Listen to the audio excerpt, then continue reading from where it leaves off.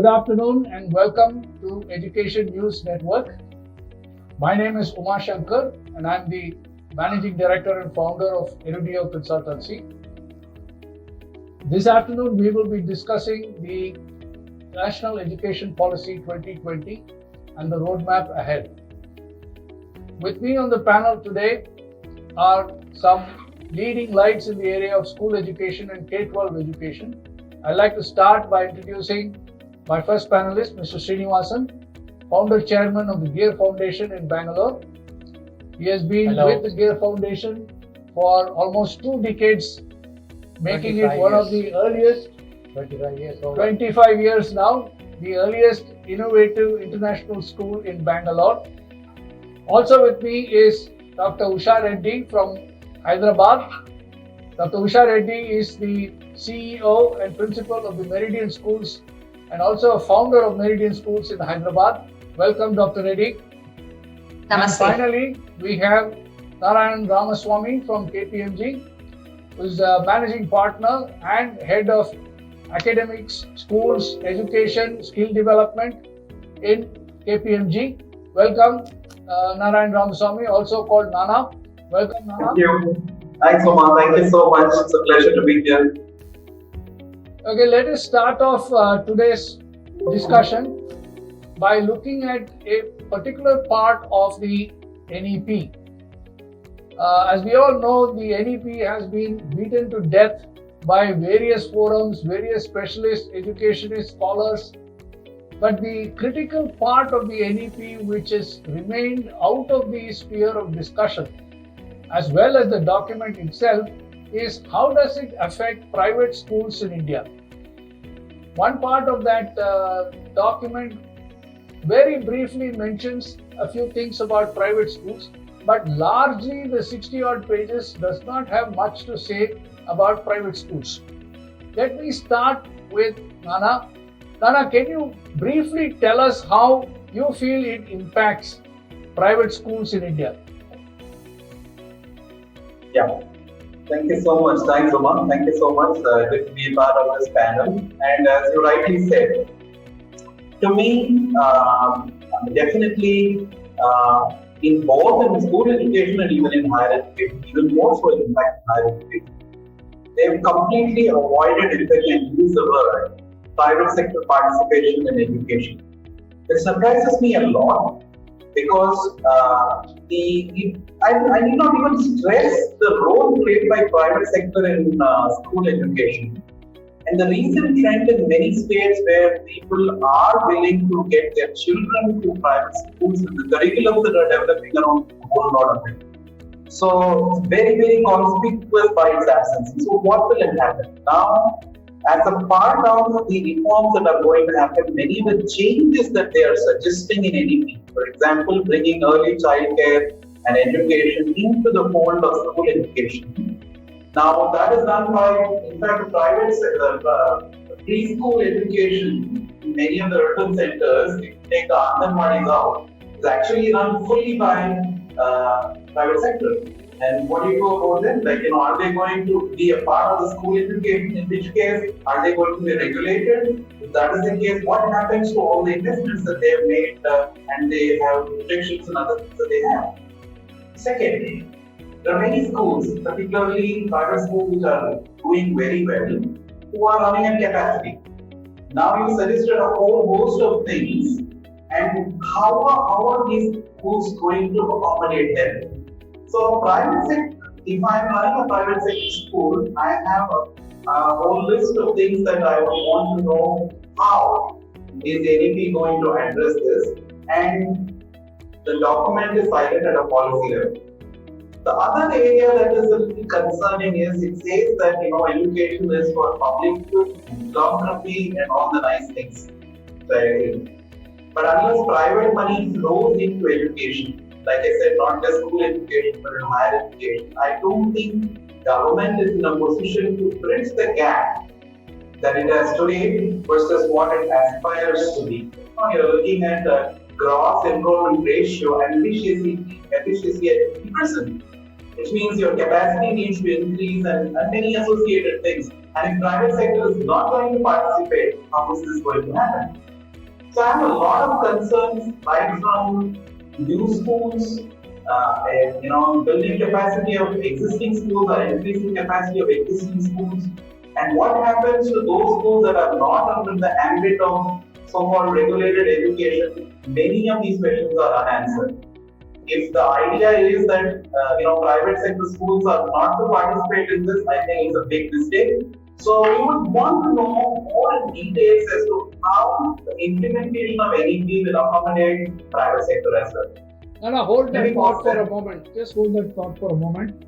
I want to take this question to Dr. Reddy and talk to her about another aspect that you have put on the table, which is that, Dr. Reddy, we know that in the country as a whole, almost 50% or more of school-going children go to fee-paying schools of various kinds, a low fee to very high fee and different curricula all across the country. Now, by ignoring all of these schools across the board and not keeping them in the purview of the document, I think you are ignoring the largest segment, which is the fastest growing school education sector in India. How does that impact school education if 50% of that whole market is ignored? Yeah, thank you so much. And it's indeed a pleasure to be part of this discussion this afternoon. You're very right in stating that, you can choose to ignore, but that's not going to help the country progress. Because like you said, there are a vast number of students who are part and parcel of the private educational sector. Well, there is hardly any mention, a very brief acknowledgement of the existence of private schools, which is very, very sad. A very, very brief, mention here and there. But I think, not acknowledging this itself, is a flaw in the entire system. Because if you look at private schools and not just the government schools, you cannot put them all into one basket because you have premium international schools. And I think different rules will pertain to them in terms of dealing with NEP. Whereas you have the mid-sector schools which do not collect as much fee. And then you have the low, fee collecting schools, which are there, almost all over the country and even in the rural sector.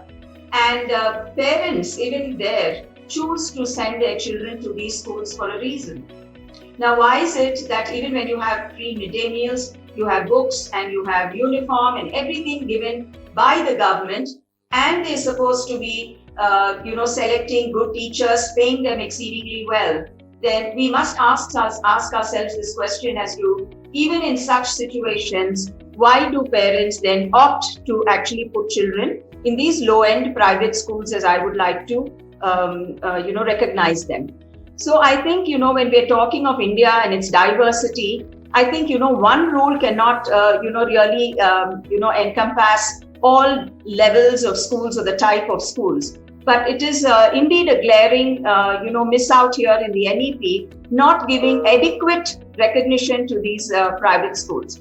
So for anything to, when it has to actualize any policy, then of course the government is saying 6% of the GDP and all of that. But again, like we all understand, because the nature of education being a concurrent subject, how is this GDP going to be passed on to the states?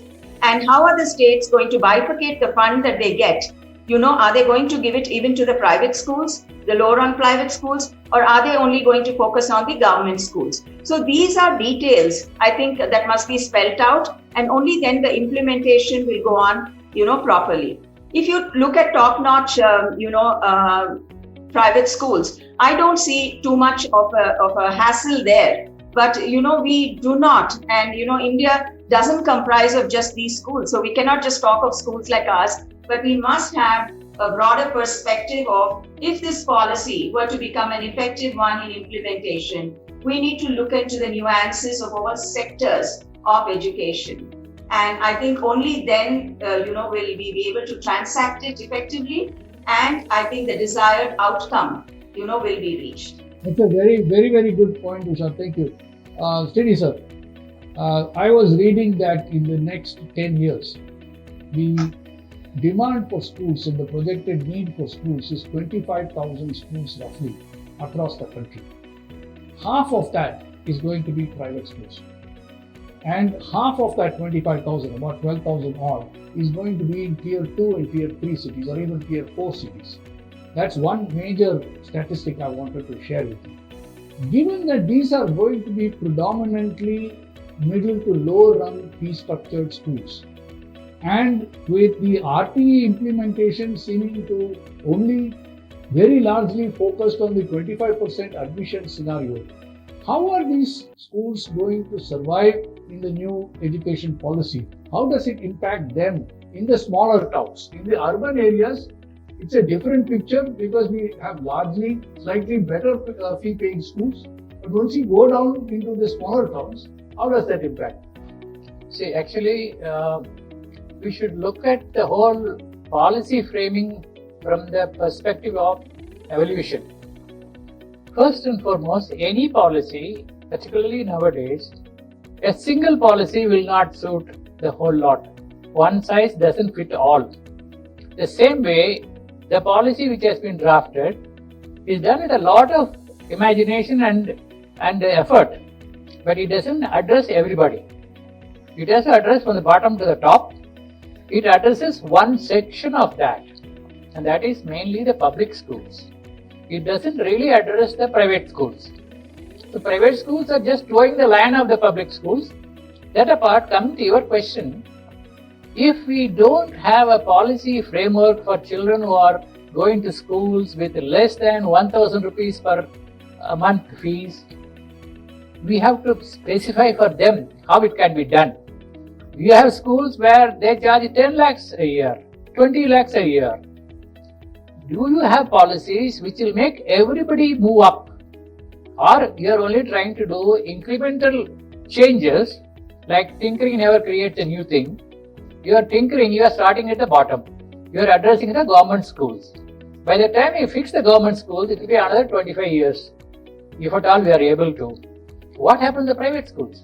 And as such, in the country, today we are where we are, mainly based on the fee-paying schools, not because of government schools. See, one great person like you or Ananthamurthy or some engineer, some scientist doesn't fit the bill. These are all exceptions. They don't make the rules. So coming back to your question, I would like to add one more thing. See, making policies is one thing. Implementing is another thing. We have missed out on the formation of a plan to make the policy. That is, according to me, there should have been a ownership of the policy across the country by the parents, by the children, by the teachers, by everybody. It was almost a secret that the policy was made. Once the policy was made, we were invited to comment on that. Yes. That means somebody has taken a stand, and it's normal that they defend the stand. That doesn't work out in education department. We could have taken the whole country to suggest how we should improve our education, take the points which are relevant, put them together and add whatever you like. In that case, what would have happened? 2-tier cities, 3-tier cities, villages, everywhere they would have been talking about the policy. They would have felt they contributed. So ownership is very essential. Understanding of the policy. Without understanding, no policy can be implemented. More so in Tier 2, Tier 3 cities. So we have missed out something. It doesn't mean we have lost everything. Now we have to work out a system by which we bring all these people into a fold by giving them some idea as to what we want to do and how they would like to do. You know, it's like ISO. Tell me what you want to achieve. We will see whether you are achieving or not. Simple.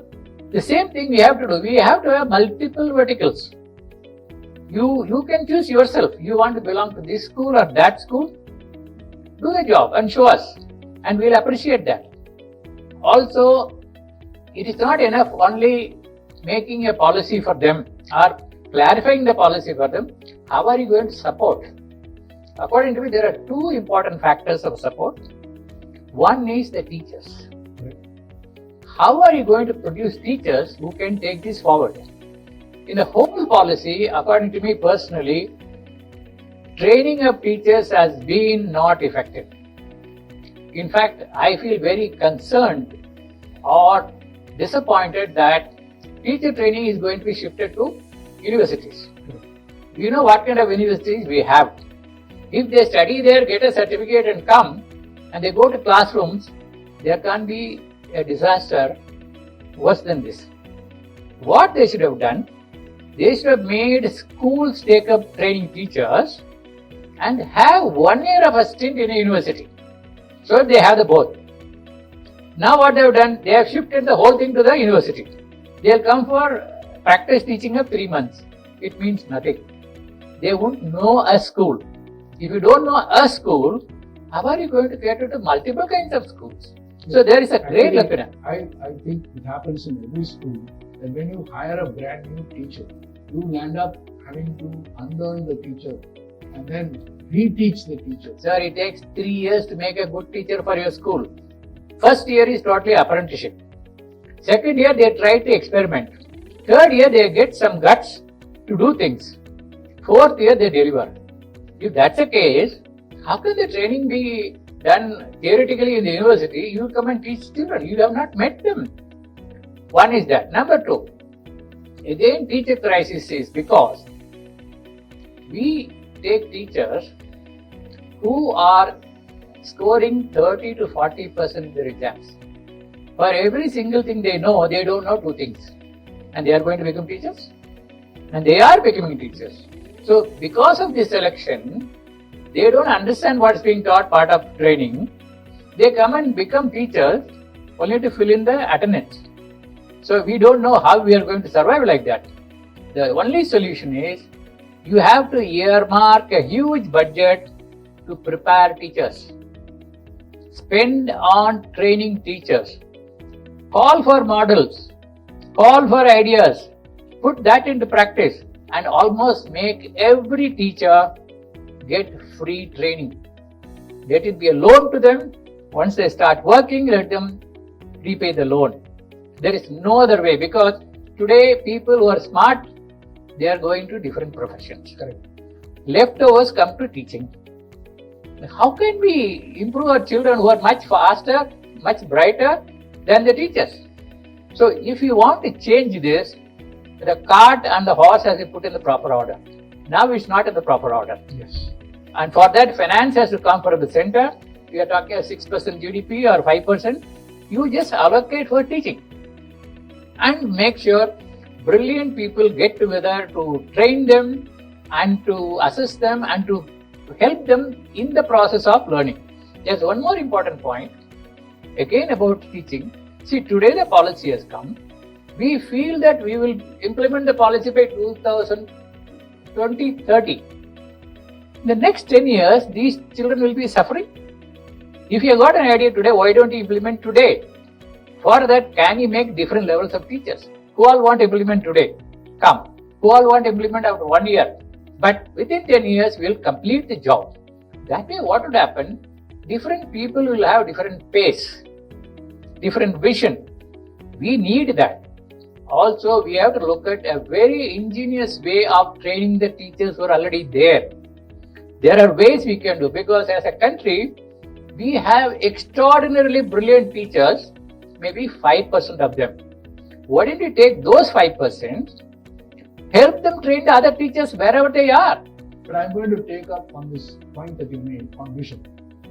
Now, I'm going to ask you another question on the document itself.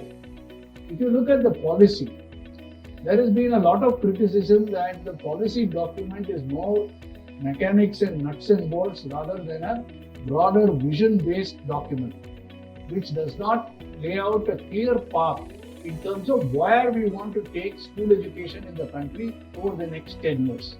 It has gone into more detail in terms of how things are going to operate and what the do's and don'ts of how this framework will work, rather than broadly saying, this is what we want to achieve and therefore to achieve this, this is what is going to happen.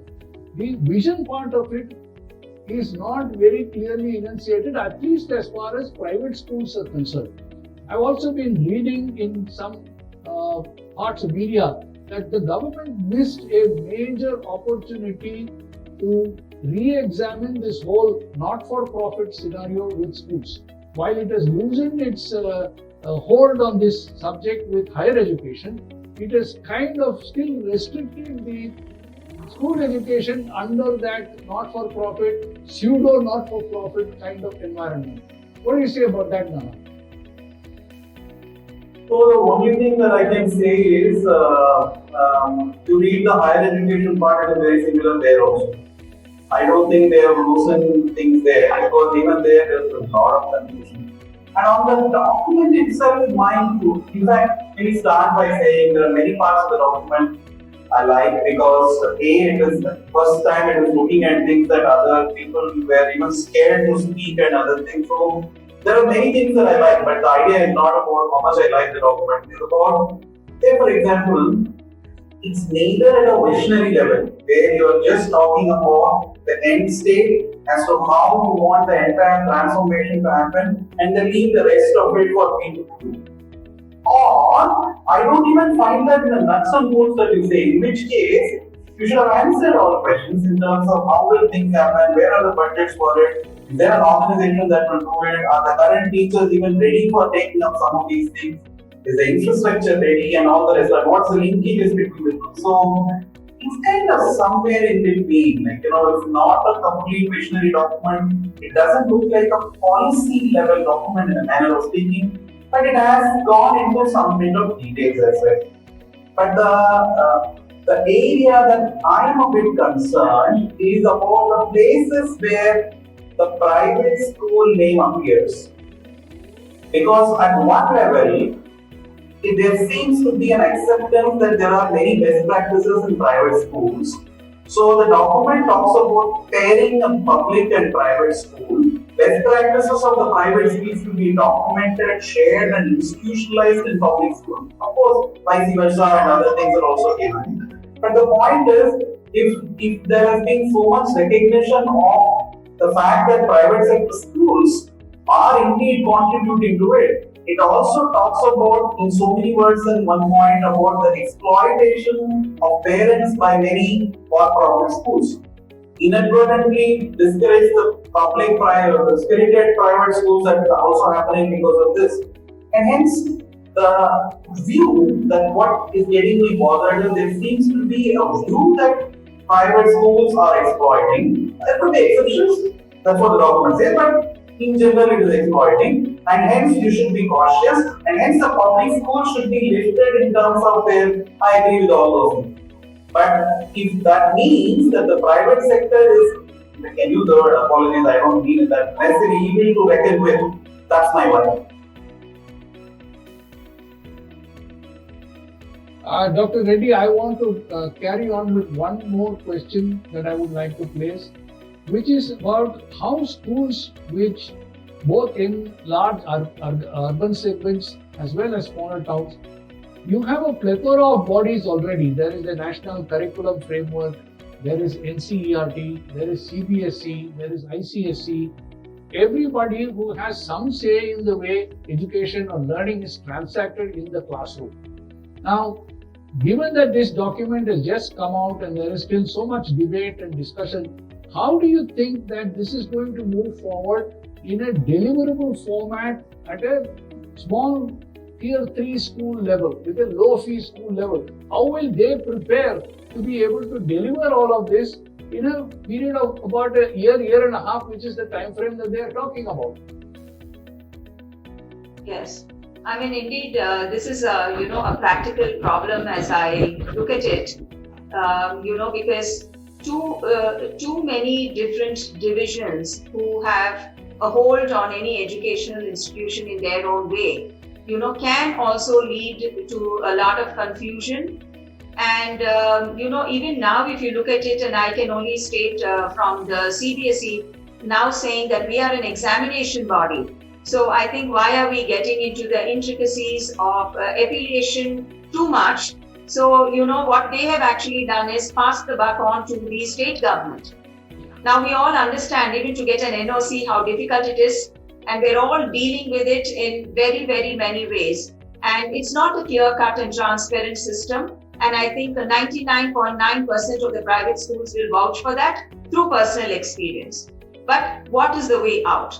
So even to get an NOC, if that was the situation, now with CBSE saying that for renewal of your affiliation, go back to the state government, you get a fresh NOC, and they will vet your papers, then we all know what is in store for all of us and how difficult the entire system is. And then you have, the NCRT, which is in charge of, textbooks. And as private schools, we understand that we look at, what needs to be taught at each class, age appropriate. We look at the learning outcomes by the end of the year. And we do have the privilege of selecting even private publishers. But whereas when you look at it for the, private schools with a low budget, becomes very difficult for them even to afford these textbooks. So, then again, they have to get into, purchasing of the government textbooks, which are again, there's a shortage. And so it's like a cycle. So streamlining all of this, I think should be the focus area. See, because these are all spokes of the same wheel, and unless we want to move towards progress, this whole movement forward, will not be a smooth one. You'll have different spokes that are broken and are going to hinder the process. So I think we all as educators must voice our opinion as to how this can be simplified. And I do hope the government will take note of it. Because these are practical, ground level problems that we all face as administrators. And I think unless this is sorted out, what happens is that we convert to becoming more of administrators rather than educators, which is a sad state of affairs.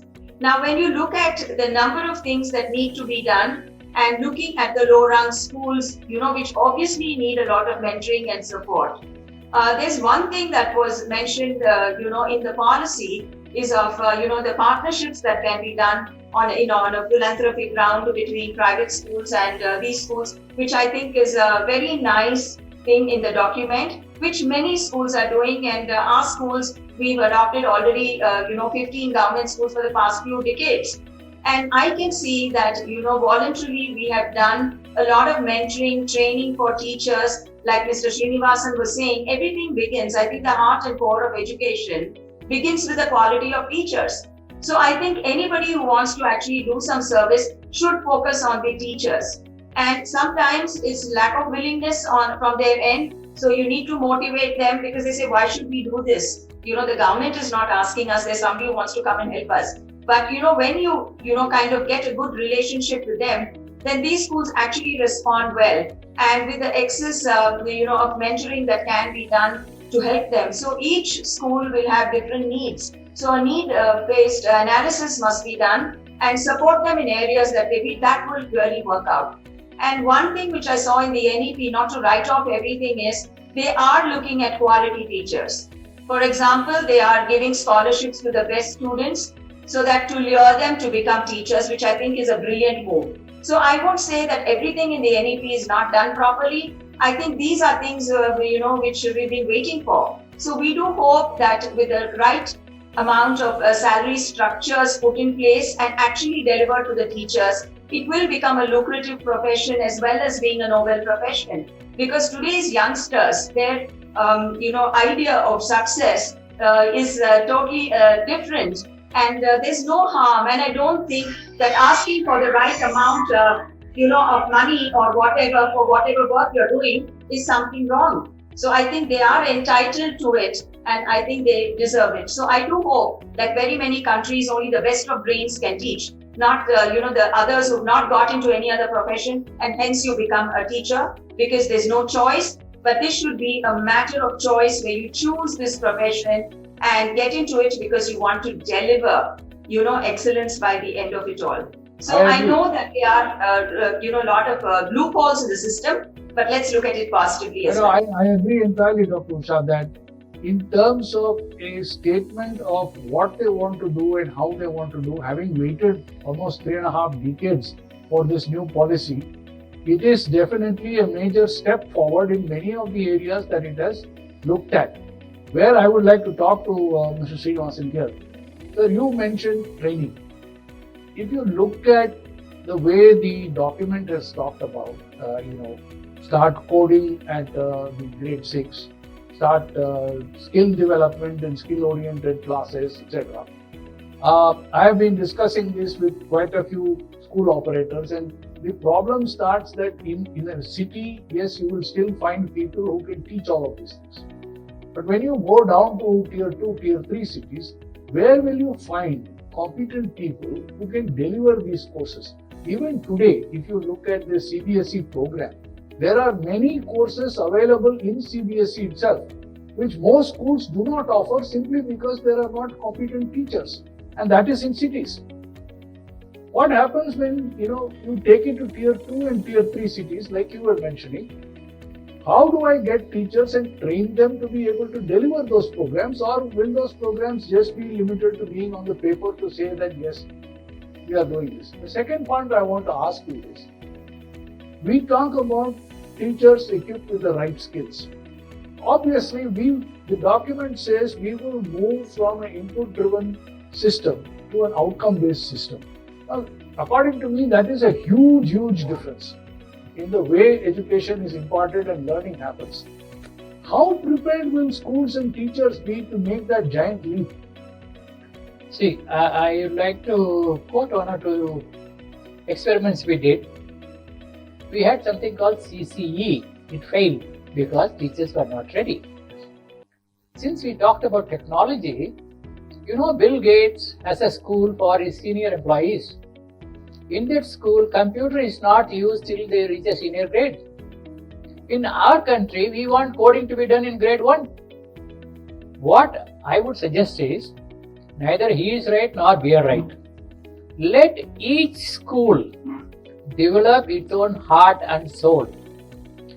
Also, I would rather recommend one board in the country to recognize schools, school education.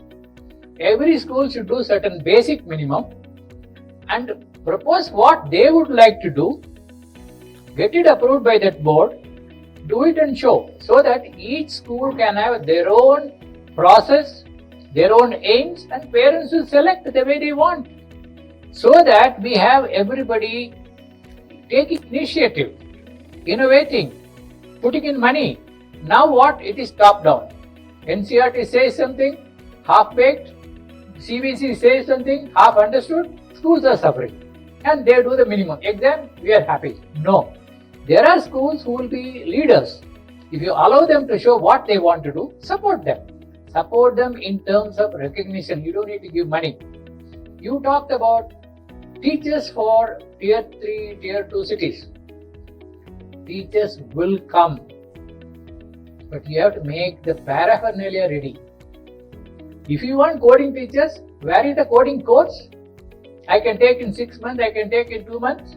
Simply you want coding teachers. If nobody is teaching children how to dance, how will you get dance teachers next year? So we have to look at the source and leave it to schools. See, they have come up with a good idea called school complexes. It will work for government schools. It will not work for private schools. Can you do something different for private schools? They didn't even think about it. So call the people of, let's say, one tier 2 city, ask them how they would like to take it forward. We need only coordination and recognition, nothing else. They need more freedom. They should develop their own heart and soul. If you keep telling you do this, you are fine. I've been asked question, why do you want to do this? I said, why not? Who asked you to do it? This is our mentality even today. See, we are a prescriptive education system, not promoting talents. We are punitive, we are prescriptive. That is to be removed. Basic minimum, you have to see, when you say private schools, they are controlled by parents. There is an innate competition. Parents are educated. Even a parent in a village is educated. He may be illiterate, but he is educated. He knows what is good for the child, what is not good for the child. Whichever school does, they will do well. Whichever school doesn't do, they will not do well. Simple. But why do you make sure every school, kind of survives? and you are not promoting healthy competition. You are only depending on, if you are recognized, you are great. Are all the CBSE schools the same? No. Are the IB schools same? No. Why don't you promote difference? Why do you make it common? See, this is actually a socialist tendency. We have to get out of that in the field of education also. Once you promote talents, if a teacher is good, ask her to share her ideas with others. It has to be from bottom up. I want to interrupt you on the idea of having one common exam across, say, school leaving exam across the country is a brilliant idea. It is not brilliant. But if I take a step back and say how I prepare my child to get to that exam and what I do with my child is left to my school. So you are contradicting in what you are saying. We say every child is unique. Okay? Every child has unique ideas. Supposing I don't have the idea that you are asking me about, am I dead? No. Then where are you giving me chance to show my ideas? So exams have to be school based. You verify how the school does. And the school should recognize the talents of children.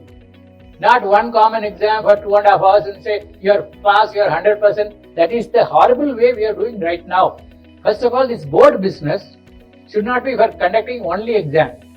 They should be able to assess and tell the child, look, you are good at it, you have to improve on these things. Why don't you do that job?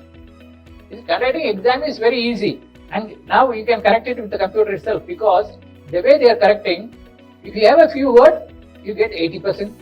If you got a few more words, you get 90%. So computer can do it. If the computer can do it, is it exam? We say unique, but our method of understanding a child is not unique. Teachers know the children very well. Make sure they assess and give you, you confirm. Put practices and policies to make sure teachers are responsible. This exam business is not going to help you at all. There are countries where there is no exam. Correct. They are doing fantastic. You go to Finland. Where is the exam? No exam. Who is controlling? No, it is the local school which decides what they want to do. And because of many schools, they research and recommend to the whole country. It is bottom up. It is not somebody sitting in one desk and telling you do this. It is not. A scientist is a great scientist. He cannot tell what should happen in a school. He can give the outcome. I want these skills in the children when they want to become scientists. A corporate person will give you something else. How can you make one committee and cut and paste from the whole world and say this is our policy? Fantastic policy. But do we have the wherewithal to implement that? For that, develop individual schools, develop policies, develop systems, and let everybody climb Mount Everest the way they want, how much ever they want. Different people will have different strategies, different tactics. Promote that. And exams should go first. And you don't need exams. In any case, you got all selections at every step. Is there any course worth the name selected only based on the 12th grade marks? No. Then why are we having it? Let the schools give. When the school gives, they won't take their test. I agree with you that in spite of all the pressures of doing the 12th grade exam, you still have to go through a variety of other exams to get into different professional, non-professional courses anyways. Yeah. Nana, I will ask you another question. Somewhat taking off from what Mr. Srinivasan said. See, somewhere along the line, the privately funded, not-for-profit organizations have got a kind of villainous outlook. In the sense the government looks at them with suspicion. Even in the document it says that these organizations, we will control them to make sure they do not raise their fee inordinately and the rights of parents etc. are protected. All kinds of such stuff is being written. But surprisingly, I found that the participation of private school owners, private school chain owners, owners of schools from smaller cities, smaller towns, there was hardly any discussion, debate with those people in terms of how they run schools. My question to you, Nana, is over the next 3 to 5 years, 10 years, given all the current scenario of online classes, kind of technology that is now coming into place to run schools, etc. How will these schools work? Do these schools become self-sustaining, financially viable schools to be able to deliver a lot of the things that Mr. Srinivasan is talking about, when basic education itself is a struggle for them? I have an answer for that. Nana, can you hear me? Yeah, I can hear you. Should you want to go first? Yeah, your turn, please. Yeah. Okay, so that, like I said, even before is the worrying factor. I think there is multiple ways in the document. There is an emphasis on philanthropy, and those private sector who want to look at education from a philanthropic angle to be encouraged. And what is subtle and not written is that if you don't have a philanthropic angle, don't get into it. So it starts with the fact that you can run only a not-for-profit institution running the school. So it is kind of etched in there, but it's only a reinforcement of the fact that private sector who wants to come into this should run only a not-for-profit philanthropic institution kind of stuff. There's nothing new in that. But some of the way it is being described is like, things like exploitation used along with this, and all of this is worrying. Somebody, an uninitiated who reads this document, should not be of the impression that here is the private sector that is looking at exploited kind of stuff. Talks about fee fixation in a higher education context, not in the school education context, and regularization of these schools and other stuff. What I'm worried about is the connotation, not actually what is being said, because nothing much is being said actually. The connotation that goes into the document as the private sector needs to be regulated, but then it also has some good practices that the public sector would learn. My worry is the document for public sector and for schools, then it's fine. If we say that this is an education policy for public sector schools, it sounds very good. But if it is a policy for schools in India, then I'm worried. Okay, I'm going to go to Dr. Usha for one last question. Dr. Usha, given all of these conditions, I am focusing more and more on tier 2 and tier 3 cities where edupreneurs today are finding it more and more difficult coping with the multiplicity of agencies that they have to deal with. Somewhere I read that in all, a school has to deal with 14 or 16 different bodies that they have to do on a regular basis every year. Now, that in itself is, like you said, school operators are more administrators than educationists. And that is becoming very, very tiresome for school operators. Even in a larger city with enough resources, they are finding it difficult. In smaller towns, they are absolutely clueless in many of the areas that they actually need to do all of these compliance issues. Compliance and governance is becoming a bigger issue. Leads corruption. And corruption, and the inspector Raj and whatever it leads to. I want you to talk to me about how you see this going away. Does this policy in any way reduce those kind of interferences or inspection Raj and allow schools to operate on their own? There is a lot of talk about self-declaration. Is that really a useful way for smaller towns to operate? So I'd actually like to begin with something a little different, and that is the draft of the NEP itself. Now, on the face of it, the government actually took, the opinion right from the Gram Panchayats. Okay, then they went supposedly to the towns as well, and then to the cities. And some of us were also part of that draft. But it was done in a shoddy manner, according to me. I understand and empathize that we are a vast country, so doing something on this scale is difficult. But then what is artificial intelligence there for? What if we had, an open source, a platform whereby everything was transparent enough and, the draft was actually shared with everybody much before it was put. People can start putting their opinion, and through the using of artificial intelligence, it can pick up what maximum number of people actually are saying or what they want, and that would have helped them actually draft the policy better. I'm not a technical person, but this has been, in my mind, because we were called with 1 day's notice and we had to share the views the next day, and then we don't know what happened thereafter. So when it comes back to these two-tier schools and, having so many bodies to regulate them, understanding that it will lead to nothing less than middlemen making a lot of money and to a lot of corruption. And there's this fear factor. And if you want, people who are really interested in getting into education and run it effectively, they will get bogged down by all these nitty-gritties, and that I think may actually deviate and them from the core of what they actually wanted to do. I do hope that the entire system gets onto one platform, where I think there should be that minimum levels, like we say in learning, minimum levels of learning for you to get a particular thing. This is what you ought to be following. And once you feed in your data, let it be self-declaration, it has to be a self-declaration. And if all that is there, you should actually move, from, let's say you're not in the red, then you're in the orange, or you move to the green. I mean, this is just an indication. So what more should I do to move from an orange to a green area zone? So I know that this is my budget, this is what I can do. I don't know about this. Let me, research a little more about it or take help and do it by myself. So what happens, even for the government to be monitoring so many different angles, is a difficult process. I think there ought to be trust in the education sector.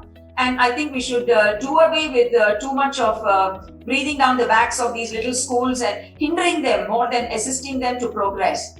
And I think it has to become a simple and a simplified, process. When we talk of learning outcomes, I mean, it's not something new. Everybody's saying, oh, the NEP is now going to be focused on learning outcomes. Does it mean we were not focused on learning outcomes? I don't think so. If you're talking of gross enrollment ratio to go up, it's not that children didn't go, you're trying to get more of them back into schools. So similarly, I feel with the quality of education or anything else also, they're just trying to rope in, and they're talking about the, the ground level for them, at the government level, what's going wrong happens to have become the policy now.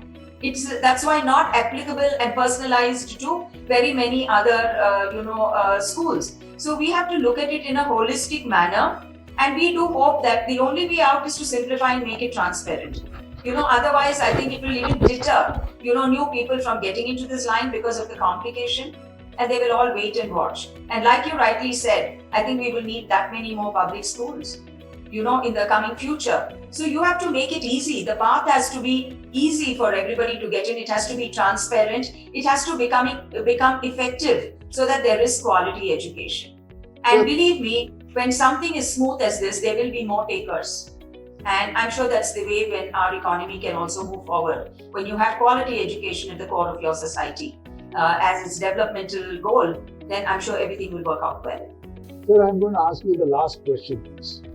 We have talked about the need for participative policy, the need for skill development, skill enhancement of teachers who are actually going to transact whatever policy that is going to be there. We have talked about the pitfalls that are there along the way.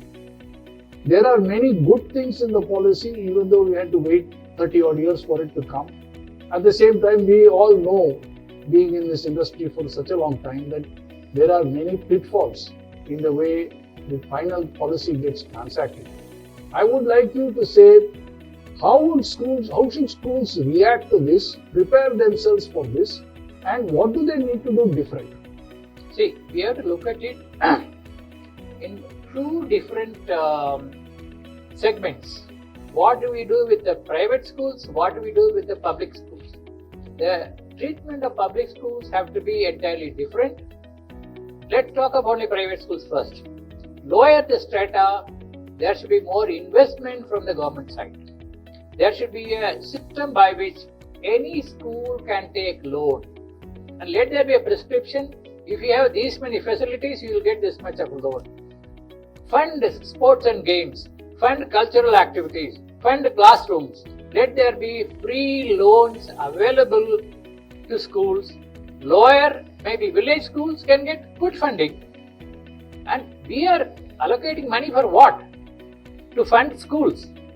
And also, if schools need fees, you give vouchers. Instead of spending, a government school normally spends, a child per child expenditure on teacher is about 50,000 rupees a year in a government school, which is not so in a private school. Instead of spending so much money, make sure you have got efficient systems by which they work. No work, but money is spent. Make capital out of the money you are spending. Pump in money to establish schools. You make specific requisitions. You do this, you will get this much funding. Make the interest rate lower. We can't afford to pay 12% and 18%. Education needs funding. Education needs vision. Education needs people. We have to work on all the three things. You can fix government schools, you can fix private schools, be it in villages, be it in tier 2 cities, be it in cities. Not that all the schools in great cities are doing great. No. I'll add one thing more. We need roughly minimum 50 schools every day in this country. The population is going up by about 65,000 every day. 65,000 means you need 65 schools. I am putting it as 50. Are we doing it? 50 standard schools. Otherwise, you will see schools in garages. Why don't you allot lands to them? Now, only those who can bribe can get land. This will not work. We have to devise very innovative ways of promoting schools. And we cannot promote only government schools. We have to promote private schools.